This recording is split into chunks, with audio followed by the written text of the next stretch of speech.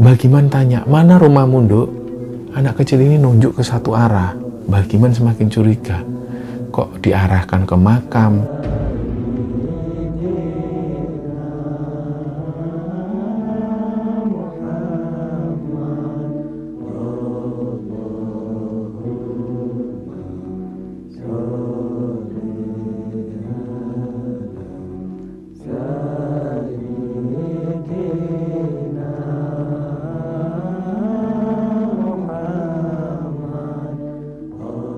Bismillahirrahmanirrahim. Assalamualaikum warahmatullahi wabarakatuh. Sobat Kembaran Sunyi dimanapun berada. Pada kesempatan kali ini kami akan bercerita tentang sebuah cerita kiriman yang dikirim oleh Sobat Kembara yang bernama Wandi. Sebelum kita masuk ke ceritanya, untuk teman-teman yang nonton tayangan ini dan belum subscribe, jangan lupa untuk subscribe lebih dulu agar kami lebih bersemangat lagi dalam membuat konten-konten terbaru di Kembaran Sunyi. Dan untuk teman-teman yang telah mendukung kami sejauh ini, kami ucapkan terima kasih banyak. Semoga amal kebaikan teman-teman dibalas kebaikan berlipat oleh Allah Subhanahu wa Ta'ala.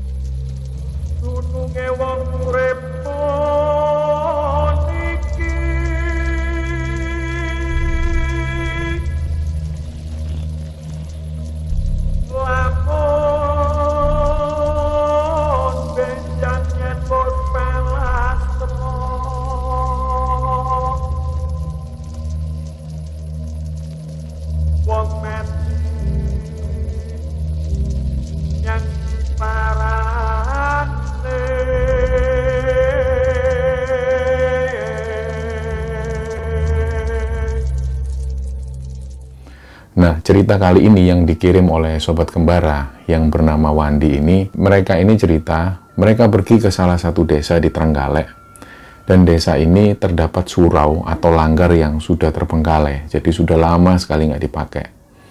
Jadi awalnya cerita ini berawal ketika Wandi ini kuliah di salah satu universitas di Surabaya, dan dia tergabung di satu unit kegiatan mahasiswa, yang kebetulan di unit kegiatan mahasiswa ini berkecimpung di dunia agama, yaitu agama Islam. Jadi mereka tergabung di satu komunitas, dan di sana Wandi kenal dengan beberapa orang temannya. Jadi waktu itu Wandi cerita ada dua orang sahabatnya. Yang pertama adalah Hadi dan yang satunya adalah Yanto. Jadi tiga orang ini selalu bersama-sama dan mereka tergabung dalam satu kepengurusan. Jadi setiap hari setelah kuliah mereka selalu menuju ke sekretariat untuk membicarakan hal-hal atau diskusi ringan, membicarakan tentang organisasi mereka. Nah, pada waktu itu ada program dari komunitas mereka itu, dari unit kegiatan, untuk merenovasi langgar-langgar atau surau-surau yang sudah terbengkalai, khususnya di daerah desa-desa terpencil. Nah, ketika mereka diskusi itu, akhirnya Yanto ini bilang, di desaku itu ada surau yang bisa dibilang terbengkalai. Tapi aku ini malu. Loh, malu kenapa toh? Ya, malu karena surau yang terbengkalai ini termasuk warisan dari keluargaku. Karena dulunya langgar ini atau surau ini dibangun di atas tanah wakaf yang dipunyai oleh kakekku. Loh, enggak apa-apa kalau memang surau yang kamu maksud itu layak untuk kita renovasi, ayo kita berangkat ke sana. Nah, waktu itu Yanto pun menghubungi ayahnya. Jadi Yanto ini tinggal di salah satu desa di Trenggalek, Jawa Timur. Yanto waktu itu langsung menghubungi ayahnya dan ayahnya setuju. Jadi 1 minggu setelah perbincangan itu mereka pun berangkat. Nah, karena mereka ini di organisasi ini nggak banyak pengikut, jadi hanya segelintir orang dan umumnya mereka semua ini perempuan. Jadi 3 orang yang aktif ini ya Yanto, Hadi, dan Wandi itu. Akhirnya mereka pun bersepakat untuk melakukan kunjungan ke desanya Yanto yang ada di Trenggalek itu. Mereka berangkat di hari Sabtu. Sekitar sore hari jam 4 sore mereka berkumpul dan mereka sempat ngobrol-ngobrol dulu. Sampai kemudian jam 9 malam barulah mereka berangkat naik mobil. Ketika memasuki kota Kediri, mereka sempat berhenti dulu untuk makan malam di sana dan langsung melanjutkan perjalanan. Nah, ketika perjalanan itu sekitar jam 3 dini hari mereka sampai di satu masjid Yanto sempat bilang ke kedua temannya itu, kita nunggu di sini dulu, kita nunggu subuh, sekalian sholat subuh. Nah waktu itu Wandi ini sempat tanya ke Yanto, loh kenapa nggak langsung aja ke rumahmu? Jangan, soalnya daerahnya itu masih rawan. Yang pertama jalannya itu masih sulit, yang kedua ya bisa dibilang rawan lah, masih banyak begal di sana. Oh ya sudah kalau gitu. Mereka pun nunggu subuh, dan ketika adzan subuh mereka sholat, setelah itu mereka melanjutkan perjalanan. Nah ketika memasuki desa Yanto itu, Wandi itu melihat memang kondisi jalannya itu luar biasa. Mereka harus naik turun bukit dan jalannya ini hanya cukup untuk satu mobil. Dan begitu melewati jalan yang berliuk-liuk itu, Wandi itu merasakan mual yang luar biasa. Nah Wandi waktu itu berpikir dalam hatinya, benar juga kata Yanto, kalau saja kita tadi jam 3 dini hari langsung lanjut perjalanan ini, pasti kondisinya lebih parah dari ini. Karena kondisi yang sudah terang aja, jalan itu masih sulit dilampaui. Dia nggak bisa membayangkan gimana rasanya kalau jam 3 dini hari keadaan pada waktu itu gelap. Pasti kondisinya lebih parah dari ini. Nah ketika melewati perbukitan itu, mereka memasuki hutan. Awalnya Wandi dan juga Hadi itu mikir, seharusnya yang ada di pikiran mereka itu nggak separah ini desanya Yanto itu. Tapi kenapa kok bisa memasuki hutan dan sampai terpencil sekali? Itu yang nggak dipikirkan oleh mereka awalnya. Nggak lama kemudian, sekitar 1 jam, mereka melewati satu pasar. Ada pertigaan di sana, mereka melewati pasar, dan Yanto bilang, lah ini pasar di desaku. Tapi desaku masih jauh, jaraknya masih sekitar 8-10 kilo. Loh masih jauh Yan, masih jauh. Makanya apa aku bilang dari awal, kita jangan jalan di malam hari atau dini hari waktu gelap, keadaannya susah kayak gini. Ya sudah, mereka pun jalan lagi, memasuki hutan-hutan pinus, dan nggak lama kemudian sampailah mereka di satu desa. Jadi desa ini benar-benar terpencil sekali, hanya ada beberapa rumah waktu itu. Dan mobil mereka ini parkir pas di depan satu surau yang sudah terbengkalai. Nah waktu itu Wandi ini mikir, oh mungkin ini suraunya. Jadi kelihatan banget kalau surau ini sangat terbengkalai. Jadi terlihat kalau surau ini sudah lama nggak dipakai. Mereka pun turun, memarkir mobilnya, terus Yanto bilang, nah inilah surau yang tak maksud. Waktu itu mereka ngelihat memang keadaan surau itu sangat tidak terawat. Surau ini sudah lama nggak ditempati, jadi orang-orang lebih memilih sholat di masjid yang ada di sebelah sana yang tadi kita lewat. Oh gitu, ayo kita masuk ke rumah. Nah ternyata rumah Yanto ini masih harus turun, menuruni lembah, dan rumah Yanto ini persis berada di tengah-tengah hutan. Jadi keadaannya itu ada satu kandang sapi dan kambing di sana, dan ada rumahnya Yanto, dan kamar mandinya ada di luar rumah. Begitu mereka datang disambut oleh ayahnya Yanto, ayo masuk-masuk. Ya mereka bertamu seperti biasa, dihidangkan makanan dan ngobrol-ngobrol. Nah waktu itu Yanto sempat bilang, kalau kamu mau cari warkop di sini seperti di Surabaya, nggak akan ada. Kalau kita mau cari sesuatu harus ke pasar yang tadi, yang jaraknya 10 kilo dari sini. Nah jadi jangan berpikiran kalau kamu mau cari warung kopi di sini. Kalau kamu pengen ngopi, kamu bilang ke aku biar tak buatin di belakang. Nah, Wandi sendiri merasa kok ada ya desa kayak gini, terpencil sekali. Dan depan rumah Yanto ini sudah semak belukar dan hutan dengan pohon-pohon yang besar. Yanto pun di sana punya beberapa pohon seperti durian, nangka, manggis, dan lain sebagainya. Jadi keadaan di sana itu benar-benar rimbun dan asri. Siang harinya, Yanto ini ngajak teman-temannya untuk jalan-jalan. Dia memperkenalkan teman-temannya kepada tetangga-tetangga yang ada di sana. Seperti khasnya di satu desa, di mana jarak antara satu rumah dengan rumah yang lain ini berjauhan, tapi mereka tetap saling kenal satu sama lain. Waktu itu Wandi dan Hadi ini juga heran. Ini keadaan ini 180 derajat dari keadaan di Surabaya. Di Surabaya aja kadang-kadang kita sama tetangga sebelah nggak kenal. Sedangkan di sini, satu rumah dengan rumah yang lain, dengan jarak yang hampir berjauhan, mereka tetap kenal dan mereka menyambut dengan baik. Lah disitulah Wandi dan Hadi itu merasa benar-benar tersanjung, karena setiap kali mereka ini jalan-jalan, setiap kali sampai di depan rumah orang, setiap orang ini langsung manggil, ayo mas mampir, ngopi-ngopi dulu, ngeteh-ngeteh dulu. Begitu semua warga itu. Jadi Wandi dan Hadi itu merasa tersanjung, kok begini ya kehidupan di desa itu. Benar-benar 180 derajat berbalik. Nggak seperti keadaan di kota, terutama di Surabaya. Dia itu merasakan benar-benar kekeluargaannya terasa di sana. Nah, sampai kemudian setiap kali lewat di depan rumah orang, mereka ini selalu disuruh mampir. Sampai akhirnya mereka ini sungkan, dan mereka pun mampir di sana. Jadi mereka mampir di satu rumah, dan mereka cerita tujuan mereka ini mau survei surau dan nanti akan diagendakan bersama untuk merenovasi surau tersebut. Nah, beberapa orang di sana ini juga cerita, iya mas, alhamdulillah kalau memang ada inisiatif baik dari mas-masnya ini. Bukan berarti kami ini nggak peduli dengan surau yang ada di sana. Tapi yang pertama, sudah ada masjid, jadi orang-orang lebih memilih sholat di sana.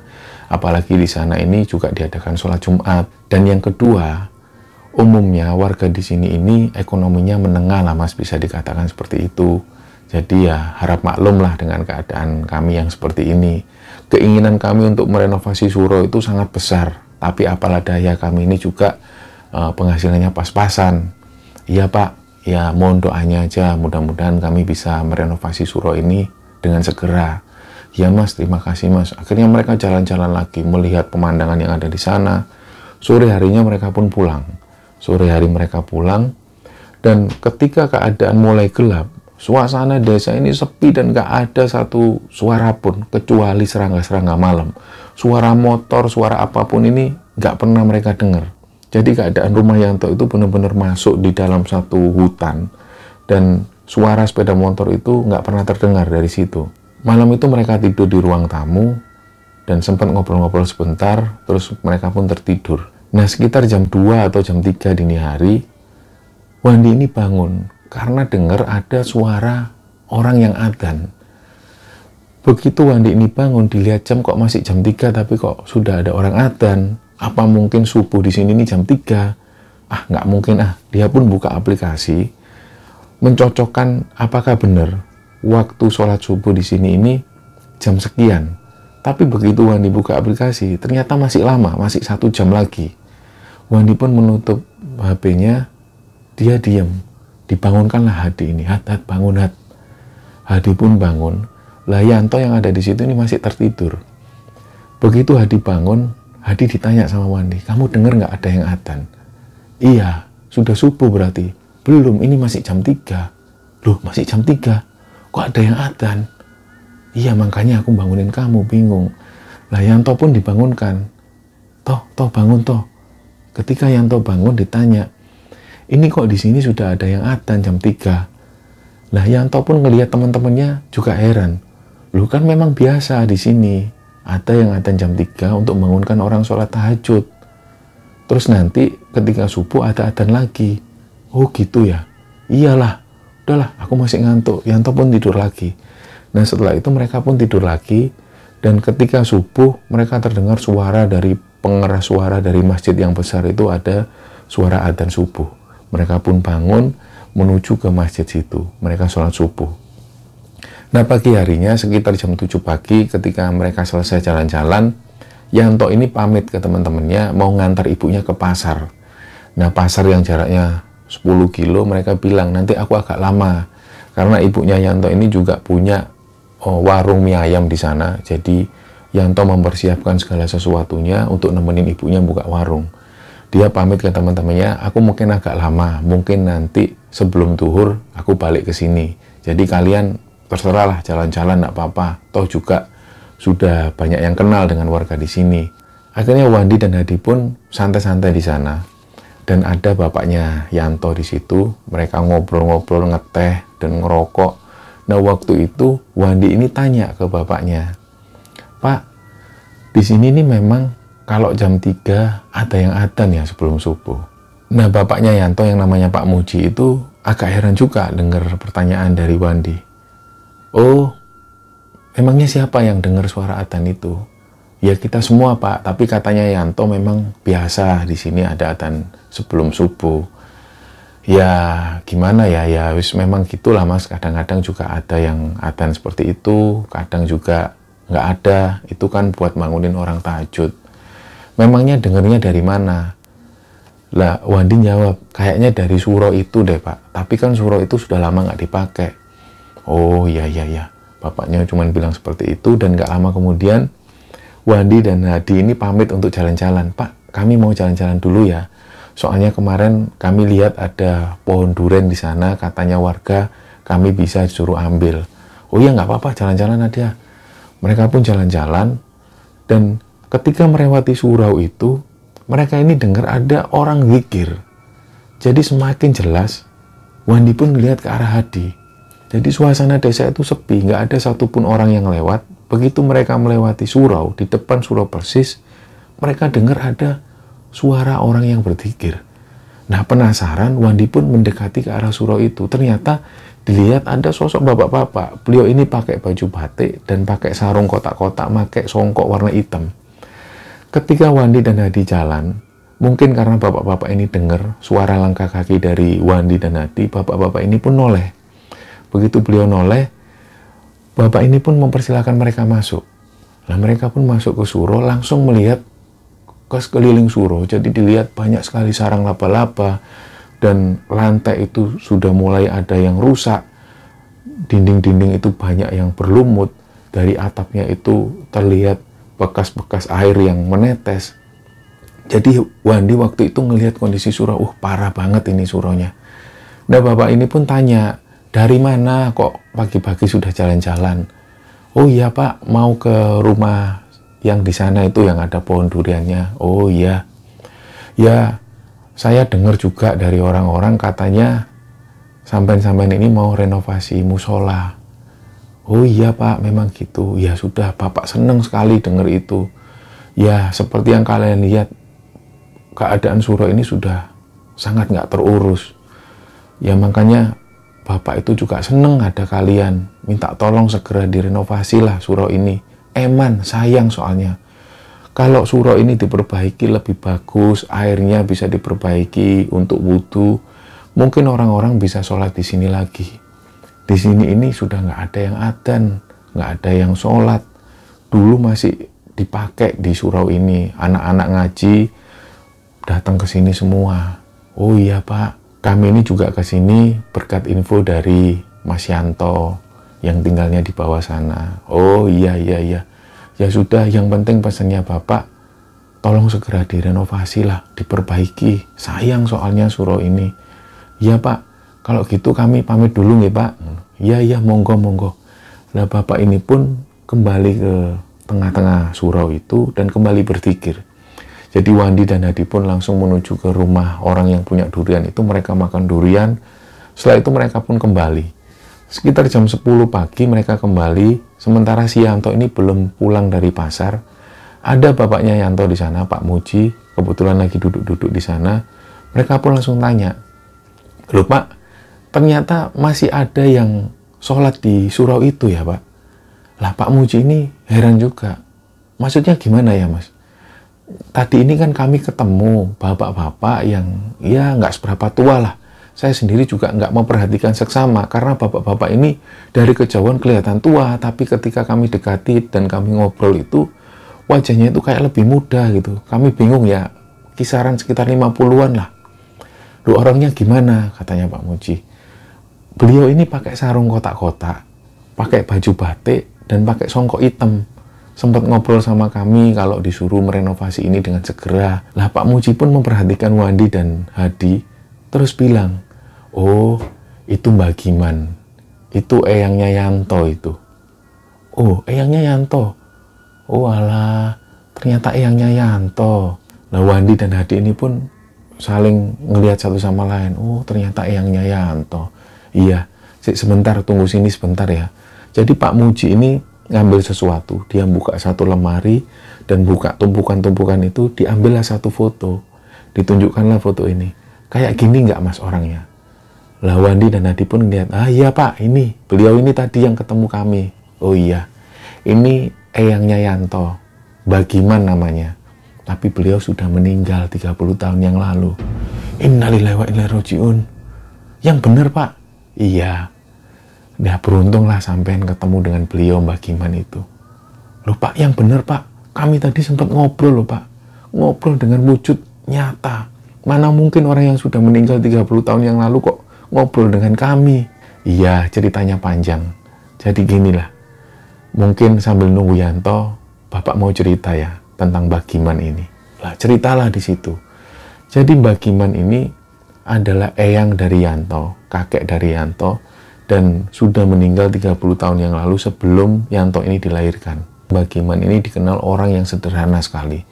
Beliau pergi ke sawah, dan sebelum pergi ke sawah itu subuh hari selalu adzan di surau tersebut. Jadi surau ini didirikan di atas tanah yang dimiliki oleh Mbah Giman. Mbah Giman waktu itu gelisah. Kok di tempat ini kok nggak ada tempat ibadah, sementara banyak anak-anak kecil ini yang butuh tempat untuk ngaji. Akhirnya dari situ Mbah Giman itu yang berencana tanah tersebut dibangun rumah, mengurungkan niatnya dan berniat untuk membangun musola di sana. Ketika selesai dibangun musola, anak-anak yang ngaji ini dikumpulkan. Jadi anak-anak warga dikumpulkan untuk ngaji ke Mbah Giman tersebut. Nah, setiap kali subuh, Mbah Giman selalu berangkat ke surau tersebut. Adzan pun sendiri. Jadi seringkali yang menjadi makmum itu cuman bapaknya Yanto dan ada beberapa tetangga. Jadi surau ini terbilang sepi. Hanya itu-itu saja yang menjadi jamaahnya. Dan pada satu ketika Mbah Giman itu dikenal orang sebagai tukang pijet. Kalau ada anak-anak yang sakit, Mbah Giman ini selalu dipanggil, "Mbah, anak saya sakit," atau dibawa ke rumah Mbah Giman untuk dipijet. Jadi waktu itu ada cerita, malam hari tiba-tiba ada satu orang tamu sekitar jam 11 malam datang ke rumah Mbah Giman. "Mbah, nyuwun tolong Mbah, anak saya itu sakit dari sore nangis nggak berhenti-berhenti. Mau saya bawa ke sini kok. Kasihan anginnya kenceng." "Oh iya, kamu pulang dulu, biar nanti setelah ini saya ke sana," Mbah Giman bilang seperti itu. Nggak lama kemudian, Mbah Giman ini pun keluar rumah. Beliau membawa senter menuju ke rumah orang tersebut. Dan ketika sampai di sana, dipijitlah anak kecil ini. Begitu dipijit di bagian punggungnya, ada keluar seperti pasir-pasir yang halus sekali. Dan waktu itu Mbah Giman bilang ke ibunya, "Ini yang namanya sawan ini. Kalau anak-anak seperti ini, waktu maghrib suruh masuk rumah, jangan boleh main keluar." "Oh iya Mbah, tadi ini soalnya dia nggak mau mandi. Waktu maghrib itu lari-lari. Makanya mungkin nangis-nangis itu dari situ." "Iya, sebentar ya," dipijit lagi oleh Mbah Giman. Keluar seperti serat-serat kayu, diambil lagi. Jadi ibunya juga heran, kok bisa keluar benda-benda seperti itu. Nah, setelah mijet selesai, Mbah Giman bilang ke ibunya, "Sudah, ini anakmu kamu tidurkan, besok dia ini akan tidur terus kecapean. Paling bangun-bangun besok cuma minta makan sama minum. Sudah, insya Allah besok sudah sembuh." Mbah Giman pun pulang. Jadi pulang malam hari itu karena jarak antara satu rumah dengan rumah yang lain ini berjauhan, Mbah Giman jalan sendirian. Di tengah kegelapan malam itu, Mbah Giman ini ketemu dengan satu orang perempuan, anak-anak kecil perempuan. Dia ini nangis. Kenapa Nduk? Kok sendirian di sini?" Begitu anak ini noleh ke arah Mbah Giman langsung sadar, oh ini bukan anak manusia ini. Akhirnya Mbah Giman pun berinisiatif, "Ayo diantar Mbah pulang, ayo." Dia sambil manggut-manggut, "Ayo diantar, ayo." Nah, anak kecil ini pun megang tangannya Mbah Giman. Dan begitu megang tangan Mbah Giman itu terasa banget anak kecil ini badannya dingin sekali.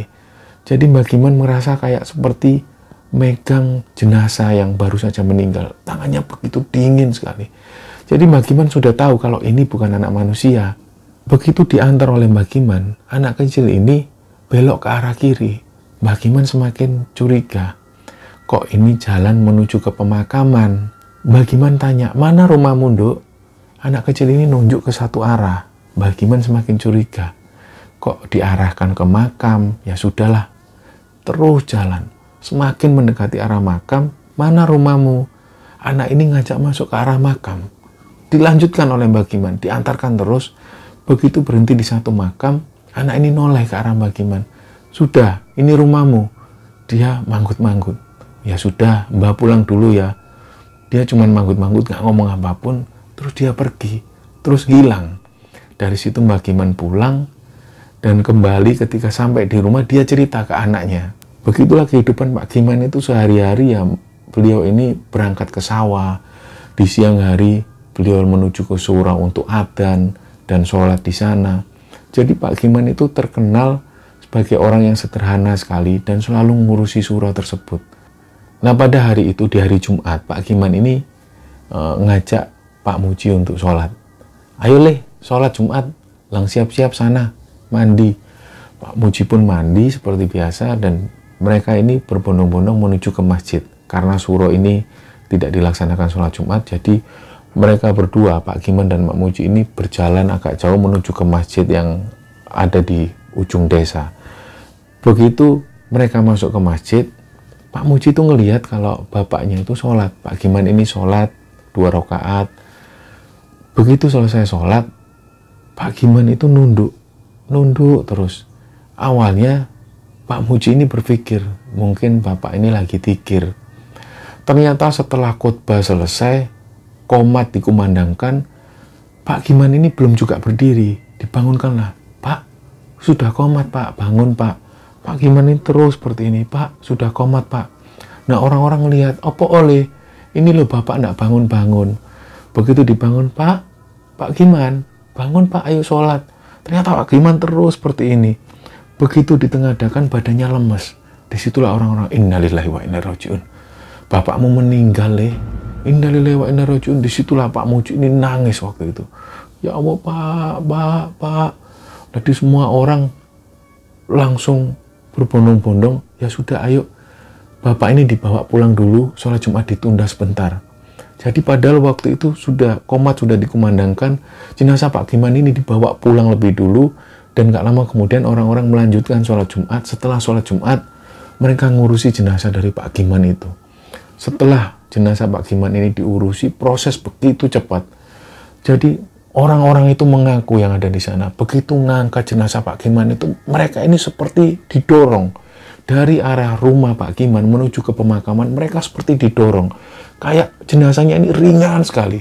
Begitu sampai di pemakaman, jenazah Pak Giman itu dimakamkan, dan beberapa orang yang ada di bawah, termasuk Pak Muji yang ada di liang lahat, begitu ngambil jenazah Pak Giman, Pak Muji itu mengaku kalau jenazah ayahnya itu tercium bau wangi yang semerbak sekali. Dari situlah Pak Muji itu nangis berkali-kali. Di dalam liang kubur nangis dan ada satu tetangga yang bilang, "Le, tidak boleh nangis Le, kasihan Bapak. Sudah, insya Allah Bapak husnul khotimah, tidak boleh nangis ya." Nggih Pak. Begitu jenazah Pak Giman ini dimakamkan dan mereka pun pulang. Nah, kejadian ini pun berlalu sekitar beberapa bulan kemudian. Ada beberapa orang itu yang mengaku ketika melewati depan surau, mereka itu melihat ada sosok yang mirip sekali dengan Pak Giman. Beliau pakai songkok hitam, pakai baju batik, dan pakai sarung kotak-kotak. Beliau sholat sendirian di sana. Jadi sepeninggal Pak Giman itu, surau ini terbengkalai, sudah nggak ada lagi yang ngurusi. Jadi ketika bertemu dengan sosok Pak Giman, beberapa orang itu merasakan takut sebenarnya. Tapi dari sisi mereka, dari dalam hati kecil mereka itu, mereka merasakan senang bisa melihat sosok Mbah Giman lagi. Nah, kejadian itu pun berlalu sampai kemudian ada laporan dari warga ketika jam 3 dini hari, dari surau itu terdengar suara adzan. Nah, warga pun keluar menuju ke surau tersebut, ternyata nggak ada siapapun di sana. Dan banyak warga itu yang mengaku bahwa suara orang yang adzan ini adalah suara dari Mbah Giman. Nah, waktu itulah orang-orang ini bilang ke Pak Muji kalau mereka mendengar ada suara adzan dari surau dan itu adalah suara Mbah Giman. Waktu itu Pak Muji ini tidak percaya. Masa iya sih Bapak kok sudah meninggal kok masih orang-orang ini dengar suara adzan? Awalnya nggak percaya, tapi sampai di kemudian hari Pak Muji sendiri ini yang mengalami kejadian itu. Jadi ketika itu Pak Muji ini terdengar sekitar jam 3 dini hari, Pak Muji ini dengar kok ada suara orang adzan. Begitu Pak Muji ini keluar rumah, karena jarak surau ke rumah ini agak jauh, tapi masih kelihatan. Pak Muji itu dengar, iya kok ada yang adzan ya. Dilihat masih jam 3 dini hari. Semakin didengarkan, duh, iya ini suara Bapak ini.